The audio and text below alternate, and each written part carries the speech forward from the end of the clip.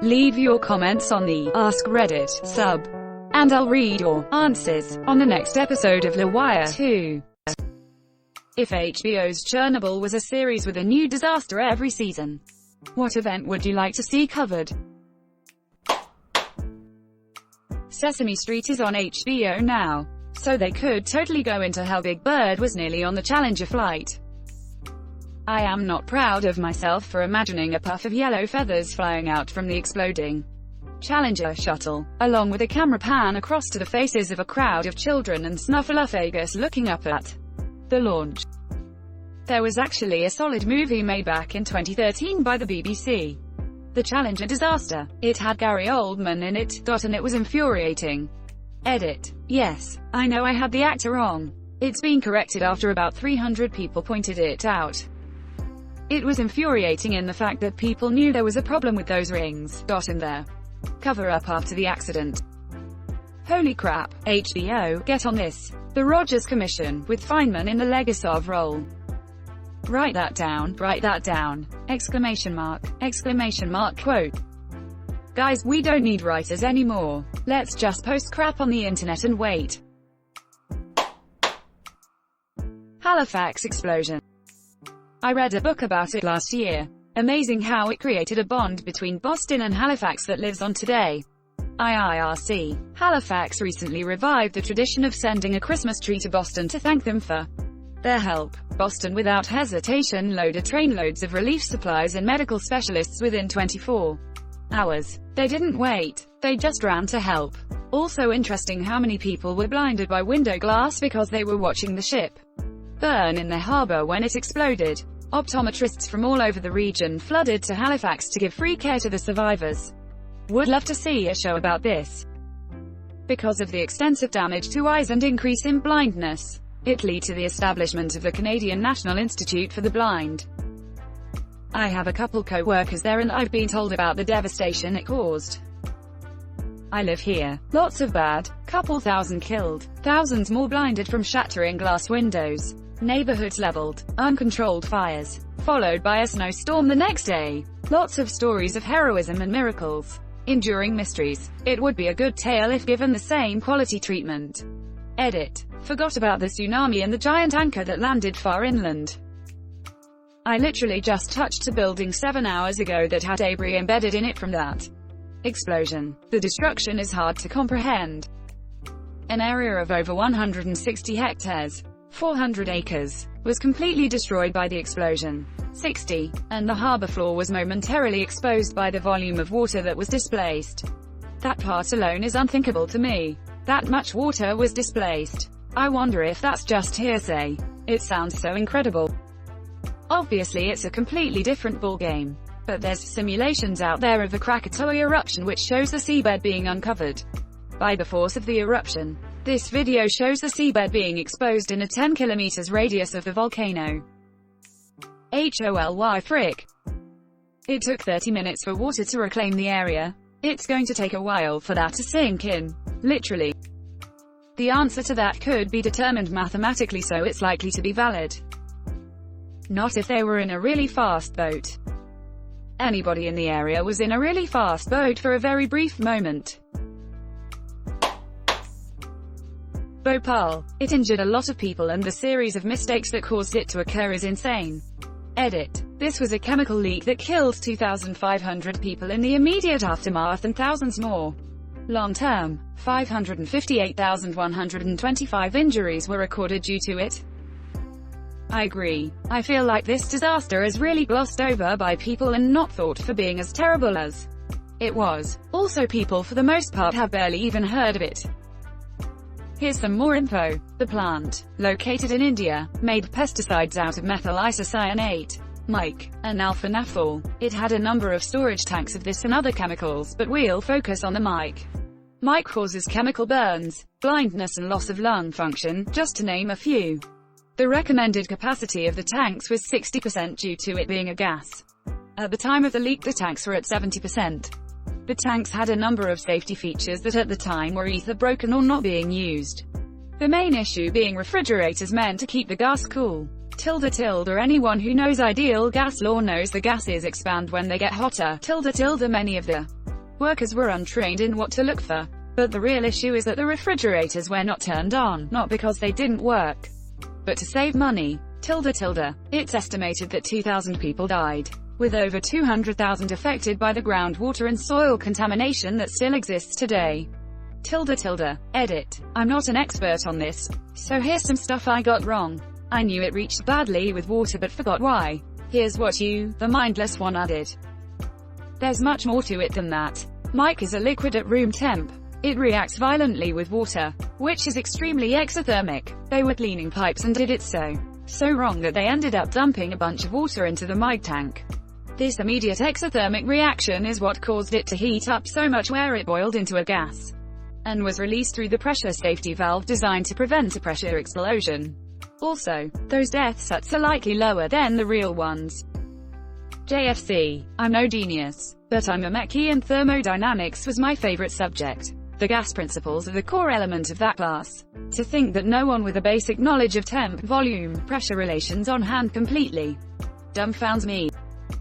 Fun fact, I did a PowerPoint on this while studying Mechie, and that's literally where all the info in this post came from. Save all your work. You never know when it can become a Reddit post. The mitochondria is the powerhouse of the cell. Craig Mazzon's Twitter was inundated for a while with Indians asking him to do a series on Bhopal. For those interested in Bhopal, the Yes Men pulled a pretty amazing prank to call attention to the issue by going on the news, imitating Dow Chemical and promising that they would finally pay for the disaster. Their stock dropped quite a bit and Dow Chemical had to go on the news and explain, "Oh no, we are not paying for the Bhopal disaster." Bhopal makes sense. Huge number of casualties. Disaster caused by denial and ineptitude, and audiences haven't already seen the subject get much coverage. I'ma be honest, I didn't even know of this disaster until I looked it up. Seeing this thread. Perfect candidate.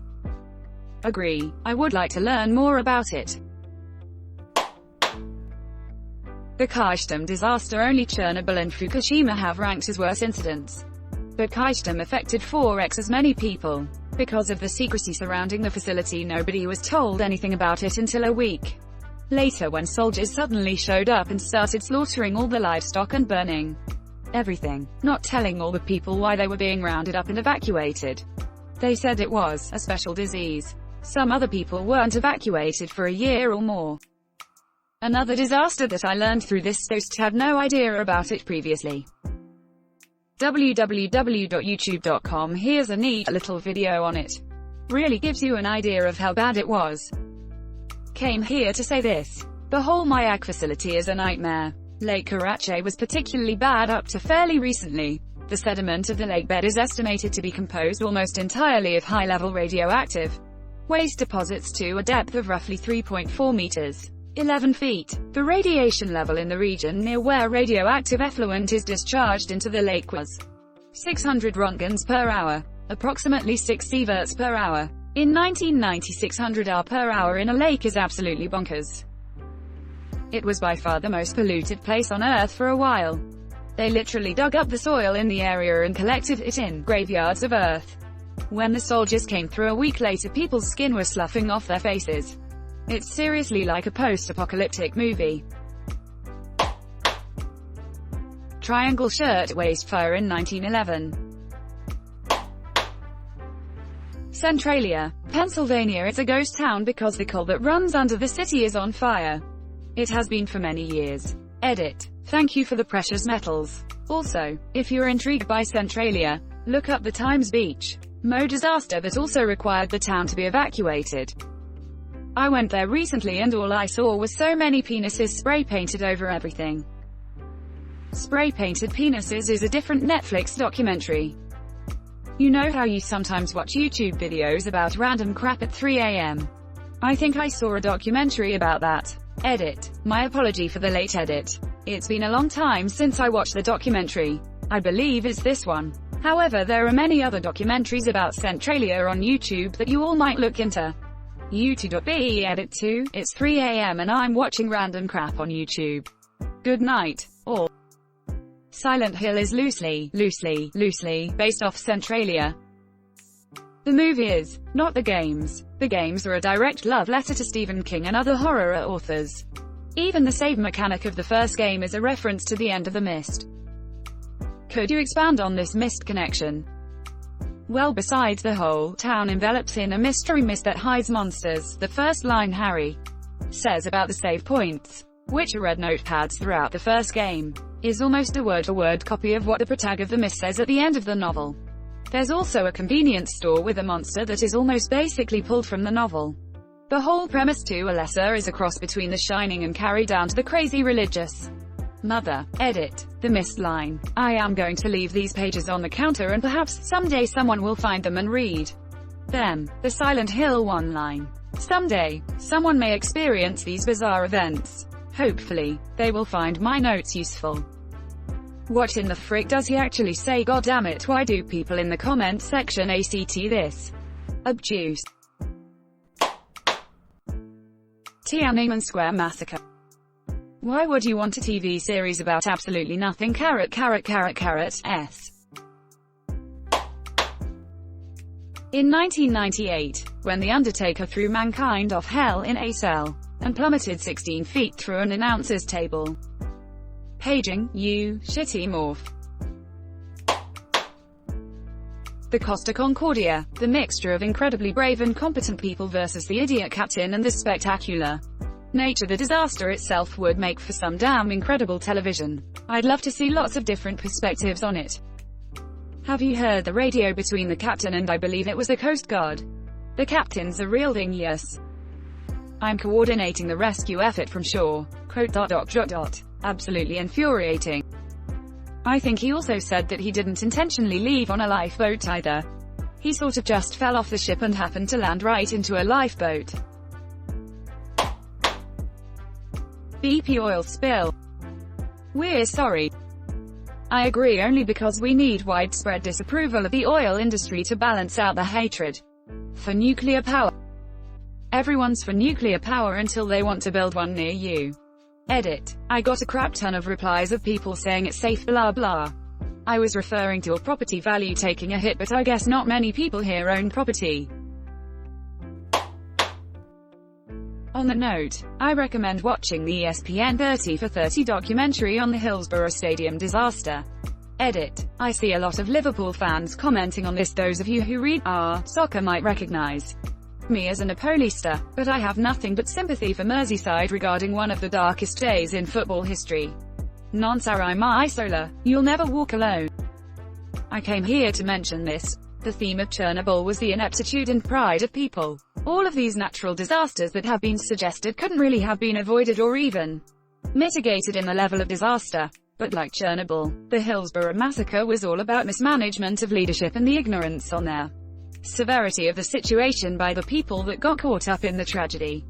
The most terrifying aspect of these stories is that we entrust our safety to those that we rely on to know better, but in the end, we're all the same. We are prideful and stubborn to a fault when given authority over others. Yep, also notably the S**N. Absolute shitrag of a paper, wrote lies that the fans in the stands robbed the dead and urinated on the police.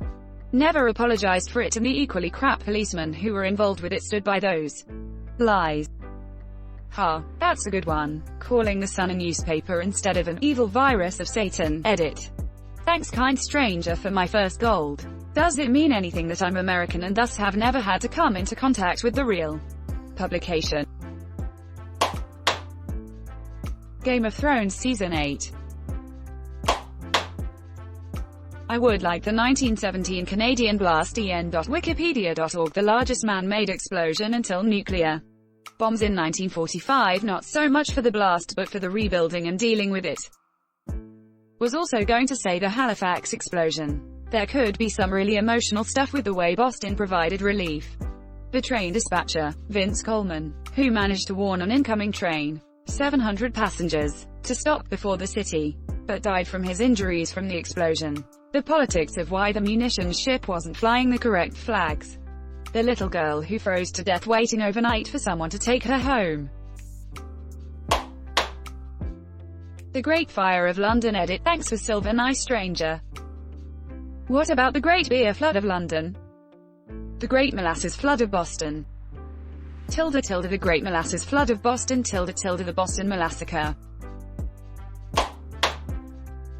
I want a whole episode about Anderson Cooper looking at that lady in shock and dismay saying, "How can you say things are going well? Look around you." Quote.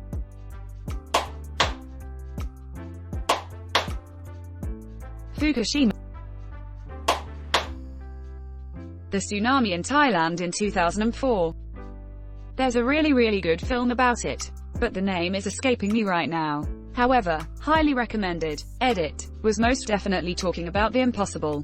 Maybe I'll watch it tonight. The Hartford Circus fire would make a great story. It killed 167 people and injured more than 700 in a place that was supposed to be full of happiness and joy. Because of this famous photograph of sad clown Emmett Kelly WIRH, a bucket of water, it became known as the day the clowns cried. This is from the wiki about the start of the fire and sounds like a scene out of a show.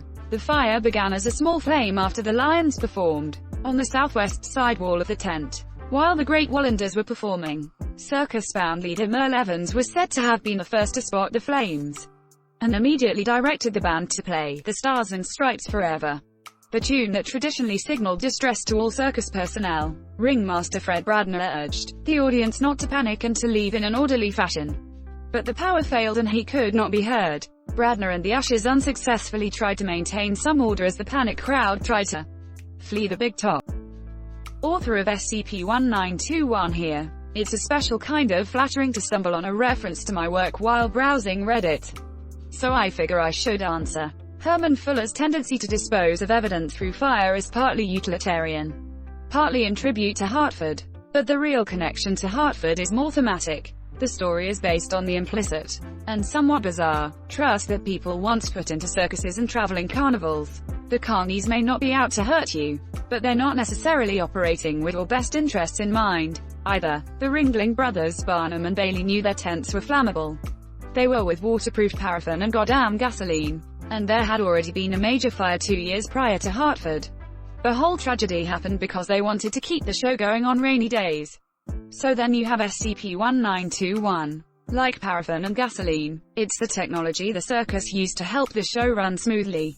Only instead of waterproofing, it's mind control. All things considered, the circus showed a lot of restraint. They didn't command anyone to spend money or perform forced labor. They could have ruled the world, but they just wanted to keep the show going. And just like paraffin and gasoline, it carries the lingering possibility of consequences too horrible to imagine. TLDR, yes, it's connected. Clown face. Jonestown. John Goodman needs to play Jim Jones before it's too late. Please someone tell him.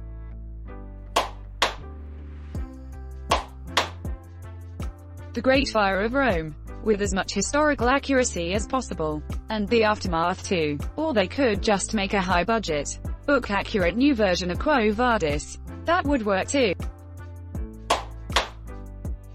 Thanks for watching LWIAR 2. The best of all time r/AskReddit submissions and comments. If you like this video, check out the original LWIAR channel. And don't forget to like and subscribe.